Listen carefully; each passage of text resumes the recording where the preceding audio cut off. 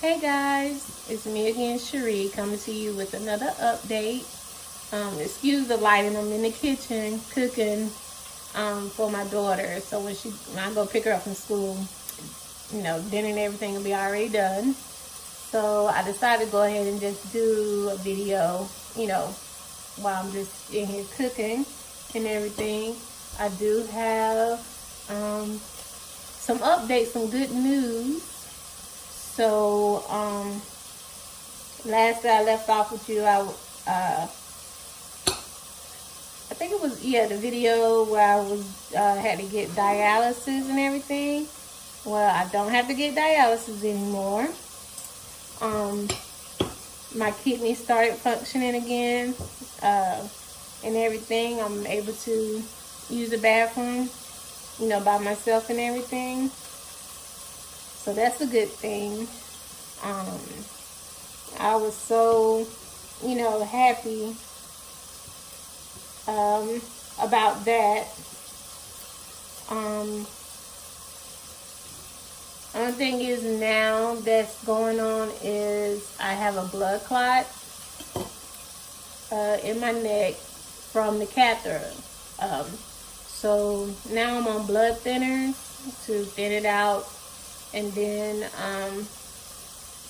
in a couple of weeks, then we'll go ahead and take the catheter out. But they did not want to take it out, to be on the safe side, just in case like the blood clot moved or anything like that. That could be dangerous. So they just wanted to thin it out and everything, and then remove it. And so, how did I find out that I had the blood clot? I had to get a blood transfusion last Monday, and when I woke up that morning, I noticed that my neck was like really hurting. I couldn't turn it side to side, and I'm like, okay, I got up, I looked in the mirror, and my neck was kind of swollen on this side. So I'm just like, okay, I got in the car. My mom came and picked me up to take me, and I was telling her, I'm like, my neck hurt, this thing got to get out. It's really hurting. It looks, my neck looks swollen. And, because now, I'm just starting to pay attention to any kind of signs that my body gives me, because, hey, you just never know, And so, I did my blood transfusion, and my mom was like, well, I'm just going to take you to the kidney doctor to see, I don't know, see whatever. And, we went, and she tried to, she felt around my neck and she could see where it was swollen and everything, and so she tried to get me an appointment to get it taken out, but she couldn't get nobody that day. So as soon as we left from there, my mom was like, okay, yeah, we're going to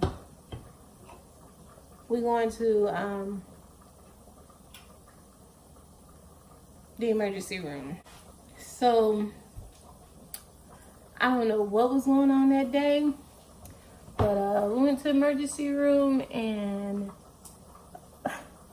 we got there at like 2 o'clock. I did not get to the back until 6 o'clock.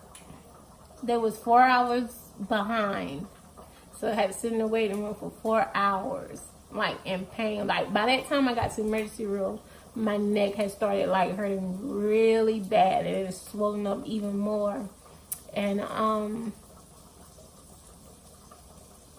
we finally got to the back, and the doctors, was like, what's going on and everything. And then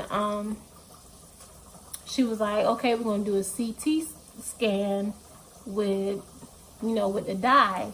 But then she was like, the dye could affect my kidneys again. So they had to give me a bag of fluids before they could do the dye, because she didn't want, you know, my kidneys to fail again. So she did the dye, did the fluid, did the dye, then it came back. She was like, well, you got a blood clot, that's why it's hurting, and you know, that's why it's swollen. And I'm just like, you know, like, so yeah, so there was like a blood clot. And I was like, you know, because when you think of blood clot, you think of, oh, it goes to, you know, dangerous. You know what I'm saying? I mean, which it is dangerous, but, you know, I just wish they would have let me know, like, oh, it's common, or, you know, we're together, or something, you know. But doctors in the hospital have a bad way of communication. I tell you that. That's one experience that I learned.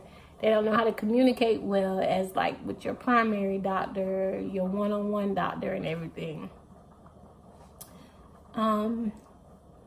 So we pretty much stayed in there a while. We didn't leave out there till like 1 o'clock, 1:30 in the morning. But they just had put the order in to just have it removed the next day. So the next day I had went to the Access Clinic to try to get it removed. I was on the table, not on the table, but you know, on the stretcher or whatever, you know, like next in line to get it removed. But the doctor there had spoke to my oncologist, and she was like, she did not want it removed, you know, do some blood thinners first to thin it down, because she didn't want it removed and then it moves, you know, the blood clot travels or whatever. So they just want to thin it out and then, you know, go in a couple of weeks later and then go ahead and remove the clot and everything. So that's what I'm doing now, and that's when I'm on blood thinners right now to get it removed. Another update. I thought I had shared this, but I don't think I did. And no, I couldn't have. So, update as far as with the cancer and everything. I do not have to have surgery. As far as removing the lump and everything, the chemo, it did shrink it down to the point where I don't even have to have surgery. So that's a good thing. That's a blessing. So I don't have to go through that.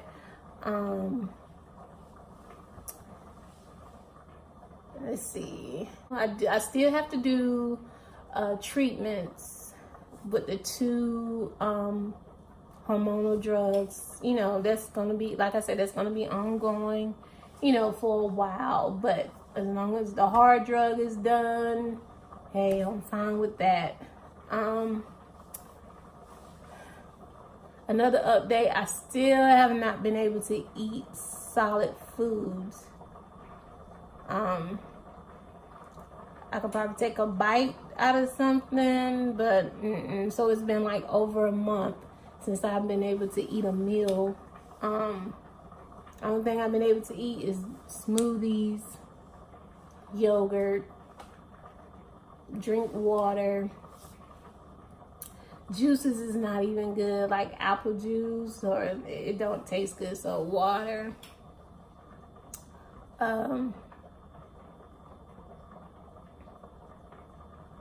Yeah, just mainly yogurt and smoothies. And my mom like, oh, you gotta eat. I'm like, I want to eat, but I can't eat. I lost like tremendous weight, a lot of weight.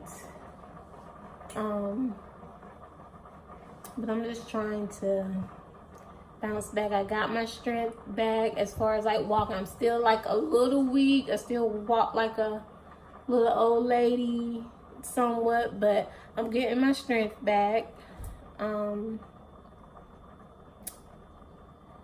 So it's just, you know, taking time. one day at a time.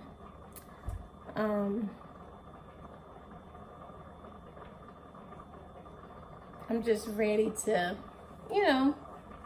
be normal again and, try to do things and, go that route and everything. I'm trying to think, is there anything else, any more I need to tell you? Oh, yes, I know there's some stuff that I forgot to tell you. Forgot to say. I do get a lot of questions every time I speak to somebody face to face or in my, messages and, my inbox and everything. A lot of people ask, have you spoke to your husband? Have your husband reached out? No. No, he has not reached out, which is okay. I'm fine with that. I know that he do not know how to handle a situation like this or what to say in a situation like this. And then two, we left on, bad terms. So it's still, I just don't want to hear from him. Like, the problems that I'm going through overshadow him, so I haven't spoke to him in months. So, we good. I'm not like, so, I'm good on that part. Another thing, a lot of people has been, asking, do I have a Cash App? Or, been asking my close friends, my Cash App information. And, has been sending me, money through gift, which I really appreciate. I want to say thank you guys. And to the people that don't know, I will put my Cash App information right here. I did not feel comfortable with doing that, but then again, I had a friend, to tell me that sometimes, people, don't want to send flowers or, or can't come and visit. So that's their way of saying, hey, I'm thinking of you, and blah, blah, blah. So, I'm sorry to the people like, no, I ain't giving you my cash. I don't want, this is my Cash App. So, to the people who ask for it, that I really don't know like that. I do not have no GoFundMe's or anything like that. I just don't. And then let me see. And this is the most important thing I would like to say. I want to thank everyone who prayed for me at church, at their church, who put me on their prayer list. When I tell you, I know God was working. He was working. And